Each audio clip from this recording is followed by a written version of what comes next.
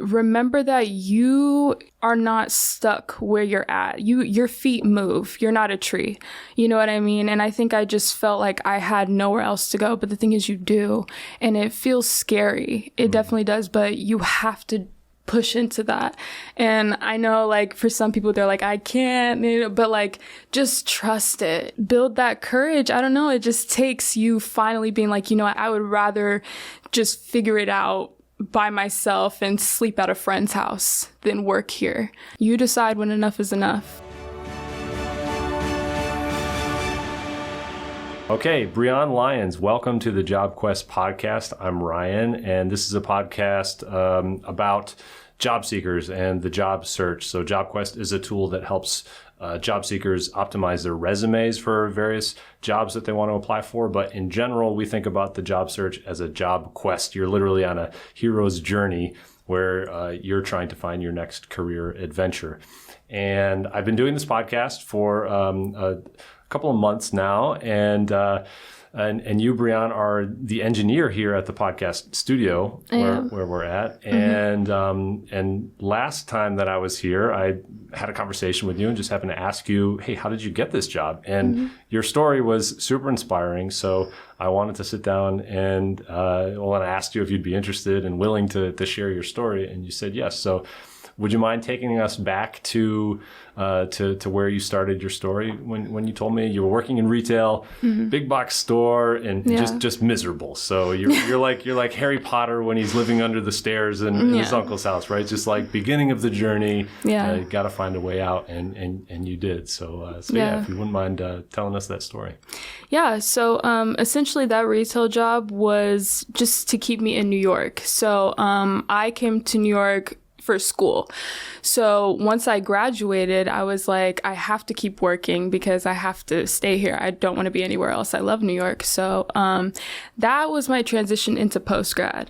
Now, once I got a couple more months into postgrad, I was like, okay, how much longer is this going to be? Like, I can't do this for much longer. And I would see my peers, they had like jobs in the creative industry, in the entertainment industry. And I was like, oh, like, why am I not, having any success with that yet? Or like, why am I not finding anything that I'm happy with that is my main source of income? And that's what you went to school for? Yes. I went to school I went to NYU for acting. For acting, okay. Yeah. So definitely in the creative field. Yeah. And as I was there, and I truly believe this is God or the universe speaking, but as I was there, I would have people come up to me and they're like, you don't belong here. Like, you are gorgeous. You are talented. You went to NYU. Some of them, they were regular customers, so I got to know them. So they knew like that I went to school at NYU, and they were like, Breonn, like, you gotta be in front of the camera. Like, why are you working in retail? And I was like, you're right. But what I decided to do was have it work to my benefit, at least while I was there. So I had them put me on the register. And I was like, what I'm going to do is, since the location that I work at has a lot of heavyweight people coming in here that's in my industry, why not be on the register and try to talk to them and network while I'm here? So while I was on the register, I met plenty of people, and one of which was like, Breonn, you should print out your resume and walk around Chelsea and try to get an internship or a part-time job, at least at the Food Network or something like that. And I was like, you know what? Let's do it. One day at Starbucks, I literally Googled top production companies in New York. I printed out 15 of my resumes, and I was like, we're doing this today because I cannot go back. I can't. I gave enough of my life to that job. I spent a year there. So I walked around, and one of which was here at Gotham. And it's funny because when I came in, my boss, Brianna, she was like, hi, Brianna, and was offering me her hand. I was like, oh no, my name is Breonn, because I get called Brianna a lot. Yeah. And she was like, what? And I was like, do you already know me? She's like, no, my name is Brianna. I was like, oh, I'm Breonn. She's like, oh, that's so funny that we have similar names. And then I didn't hear anything back for like a couple months. In the meantime, I started a different job at a photography studio. Once that came to an end, Brianna emailed me for an interview, and I was like, this is perfect timing. You know what I mean? Like, and then did the interview, and then now I have a job here. So was the photography studio also one of those 15 resumes that you It was. It was as well. So Yeah. so the success rate was 2 for 15, or did you get other phone calls out of that as well? Because 2 for 15, by 4 the way, for is pretty 15. good. 4 4 for for 15. 15. So Yeah. the other two you just decided were not a good fit for you, or Yeah, no. Since starting at Gotham, I love it here. I really do feel like I'm appreciated, I'm cherished, and that I can grow here with what I want to do with my life.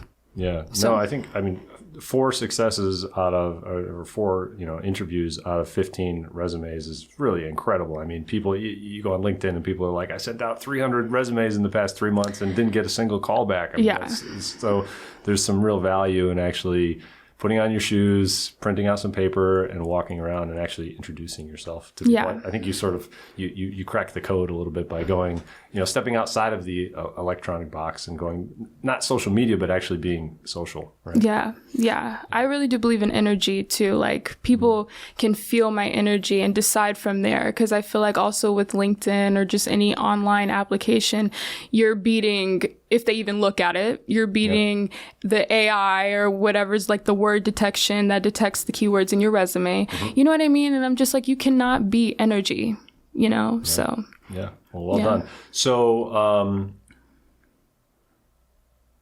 what's the best question to ask? I guess, this is the question to ask. Why did it take the push from folks coming up to you? You mentioned that, and I like that part of your story where you're like, all these people were just coming up to me and telling me I don't belong here. Why did you need that push to actually get to the place where you said, I'm going to print out my resume, I'm going to walk around and actually talk to people and let people interact with me face to face? Like, why did you put up with that job for a year when you didn't belong there, as people were telling you? Yeah, I think part of me felt like I had to be there, like, because I didn't have a plan B. And I'm someone who really likes stability. I like structure and just knowing that I'm solid and that I have all of my grounds, taken care of. So I felt like there was kind of a boot on my neck in the sense of like, I have to pay my bills. If you don't have anything else, you have to stay here until you find something else. But I think it was just the work environment that made me like, I had a very bad day, my last day. And I was like crying on the phone with my mom. I was like, Mom, I can't waste my life here anymore. You know what I mean? Especially when I know that coming from NYU, like I have the credibility to do something better, or like, you know what I mean? Or at least in the creative industry. So I think it just took me finally being like, you know what, I'm just going to bet on myself. And it's funny because I was crying on the phone with my mom and this man walked past me with a t-shirt. I still have the picture of it and it says, bet on yourself. And I was like, sir, I have to take a picture of your shirt. Like, you don't understand what it means to me. Yeah. But yeah, I think it just took me being like, I can't spend any more of my life here and I don't like the work environment. And I know that there's better for me on the other side of this decision. So acting degree, now you're working in engineering. What was how'd you make that connection? Did you have a background as an engineer as well? So I have a background in video editing and some soft sound treating as well. I helped my friend's podcast. He did the radio show at NYU, so I helped him a little bit. But mainly for me, it's like video editing and camera. So those are skills that were easily transferable to this job. But yeah, so I was like, okay, we get to work on some editing, some audio editing specifically that can apply to like film editing or like sound, things like that on a movie set. So, So I think there are so many takeaways for other job seekers in this in this story of yours. What any particular advice that you would offer to people who might be in a similar situation, or maybe they're in a job that they just don't they feel like there's something better for them. They feel like I don't really know what I want to do, but I know it's not this, and I want to make a transition. What words of wisdom could you offer based on the experience that you've gone through? I think I would say remember that you are not stuck where you're at. Your feet move. You're not a tree. You know what I mean? And I think I just felt like I had nowhere else to go. But the thing is, you do. And it feels scary. It definitely does. But you have to push into that. And I know like for some people, they're like, I can't, but like, just trust it. You know what I mean? Obviously within your means, not everybody can, just go out on a whim, but like, just build that courage. I don't know. It just takes you finally being like, I can't. Like, I would rather just figure it out by myself and sleep at a friend's house than work here. Yeah. You know what I mean? So you decide when enough is enough. And go ahead. Yeah. No, I didn't want to cut you off. No, you're good. You're good. I was just thinking, when you're knocking on those doors or ringing the doorbells or whatever, that's probably scary. Was it scary for you when you were handing out those resumes? Not really. I don't know why. I went up to one of these businesses and I was like, I need to get upstairs and talk to so-and-so. I just Googled who that person was and what floor they were on. I had no appointment with them. I just needed to get upstairs. Yeah. And I was like, my name is Breonn. I have an appointment with such and such. They're like, sorry, we can't. And I just would not allow them to tell me no. You know what I mean? And I think when you have that mentality of like, okay, you might tell me no, but I'm not going to accept that. You know what I mean? And that was my mentality with handing out these resumes. It's like, one of these is going to hit. You know what I mean? It might not be all 15, but one of them will. So you'll get your yes eventually. That's my advice, I would say. You'll get your yes eventually. That's great.